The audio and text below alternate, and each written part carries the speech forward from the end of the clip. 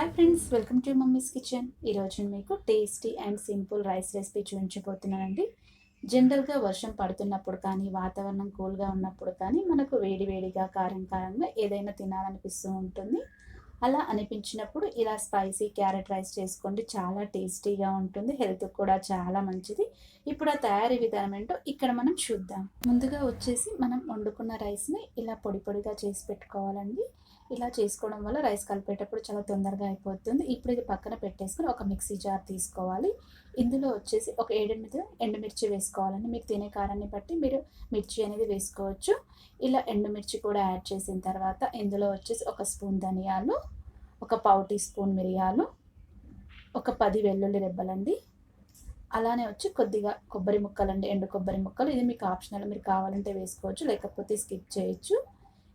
ఇలా ఎండు కొబ్బరి కూడా వేసిన తర్వాత ఇందులో వచ్చేసి ఒక 4 లవంగాలు కూడా వేసుకోవాలండి. ఫ్లేవర్ చాలా బాగుంటుంది. అలానే ఒక స్పూన్ జీలకర్ర కూడా యాడ్ చేసుకోవాలి.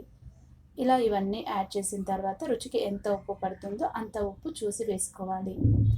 ఇప్పుడు వచ్చేసి మెత్తగా ఫైన్ పౌడర్ లాగా ఇక్కడ మిక్సీ చేసుకోవాలండి. నేను చూపిస్తున్నాను చూడండి, ఇదే విధంగా మెత్తగా పౌడర్ లాగా చేసుకోవాలి. ఇప్పుడు ఈ పౌడర్ని పక్కన పెట్టేసుకొని పొయ్యి మీద ఒక ప్యాన్ పెట్టుకోవాలండి. ప్యాన్ హీట్ ఎక్కిన తర్వాత ఇందులో వచ్చేసి ఒక 3 స్పూన్స్ ఆయిల్ అనేది ఇక్కడ యాడ్ చేసుకోవాలి.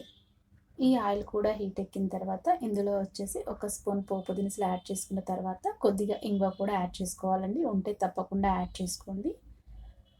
ఇలా ఇంగువ కూడా యాడ్ చేసిన తర్వాత ఒక చిన్న ఉల్లిపాయని ఇలా సన్నగా కట్ చేసుకొని వేసుకున్న తర్వాత ఒక 2 పచ్చిమిరపకాయలు ఇలా మధ్యలోకి చీల్చుకొని చిన్నగా కట్ చేసుకొని వేసుకోండి. ఇలా 2 వేసుకున్న తర్వాత ఒక నిమిషం పాటు ఈ పోపుని, ఈ ఉల్లిపాయని బాగా ఫ్రై చేసుకోవాలి.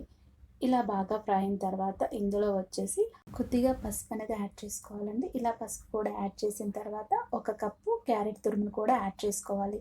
మీ క్వాంటిటీ ప్రకారం మీరు క్యారెట్ తురుము అనేది ఎక్కువగా కూడా యాడ్ చేసుకోవచ్చు. ఇలా క్యారెట్ తురుము కూడా యాడ్ చేసిన తర్వాత మళ్ళీ ఒక నిమిషం పాటు ఈ క్యారెట్ బాగా ఫ్రై చేసుకోవాలి. ఇలా ఒక నిమిషం పాటు బాగా క్యారెట్ ఫ్రై అయిన తర్వాత ఇందులో వచ్చేసి మనం ముందుగా చేసి పెట్టుకున్న పొడిని అనేది వేసుకోవాలండి. మీరు తినే స్పైసీ కారాన్ని బట్టి ఇక్కడ ఆ పొడి అనేది వేసుకోవచ్చండి. ఎక్కువగా వేసుకుంటే చాలా కారంగా ఉంటుంది, చూసి వేసుకోవాలి. ఇప్పుడు ఈ పొడి కూడా వేసుకున్న తర్వాత ఒక 2 నిమిషాల పాటు బాగా ఫ్రై చేసుకోవాలి. ఇలా 2 నిమిషాలు బాగా ఫ్రై అయిన తర్వాత ఒకసారి బాగా కలుపుకొని మనం ముందుగా పొడి పొడి చేసి పెట్టుకున్న రైస్ మొత్తం ఇందులో యాడ్ చేసుకోవాలండి.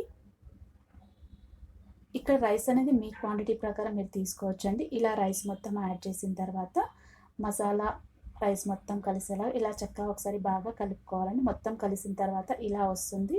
ఇప్పుడు లో ఫ్లేమ్లో ఒక 5 మినిట్స్ వరకు ఈ రైస్ మొత్తం వేడయ్యేంత వరకు పొయ్యి మీద ఉంచుకోవాలి. ఇలా 5 మినిట్స్ తర్వాత మొత్తాన్ని ఒకసారి బాగా కలుపుకొని ఫైనల్గా వచ్చేసి ఇందులో కొత్తిమీర అనేది ఇక్కడ యాడ్ చేసుకోవాలి. ఇలా కొత్తిమీర కూడా యాడ్ చేసుకొని మొత్తం ఒకసారి కలుపుకుంటే మనకి ఇక్కడ స్పైసీ క్యారెట్ మసాలా రైస్ అనేది రెడీ అయిపోయినట్టు అండి. ఇప్పుడు ఒక సర్వింగ్ ప్లేట్లోకి తీసుకుందాం. చూసారు కదా ఫ్రెండ్స్, ఎంత సింపుల్గా టేస్టీగా స్పైసీ క్యారెట్ రైస్ ఎలా తయారు చేసుకోవాలో. ఇలా తయారు చేసి పెట్టండి, ఎవరైనా బాగా ఇష్టపడతారు. స్పైసీ తినే వాళ్ళకి ఇది బాగా నచ్చుతుందండి. హెల్త్ కూడా చాలా మంచిది. ఇందులో వేసే మనం దినుసులన్నీ మనకు జలుబు చేయకుండా చాలా బాగా ఉపయోగపడతాయి. ఇలా నేను చూపించిన ప్రకారం ఈ రైస్ మీరు తయారు చేసుకుంటారని నేను అనుకుంటున్నాను. మీరు రైస్ తయారు చేసుకున్న తర్వాత ఎలా వచ్చిందో నాకు కామెంట్ బాక్స్లో చెప్పండి. ఈ వీడియో మీకు నచ్చినట్లయితే లైక్ చేయండి, బాగా నచ్చితే కామెంట్ చేయండి, మీ ఫ్రెండ్స్ కూడా షేర్ చేసి ఇప్పటి వరకు ఎవరైనా సబ్స్క్రైబ్ చేయని వాళ్ళు ఉంటే సబ్స్క్రైబ్ చేసుకోండి. Have a nice day. Thank you so much friends.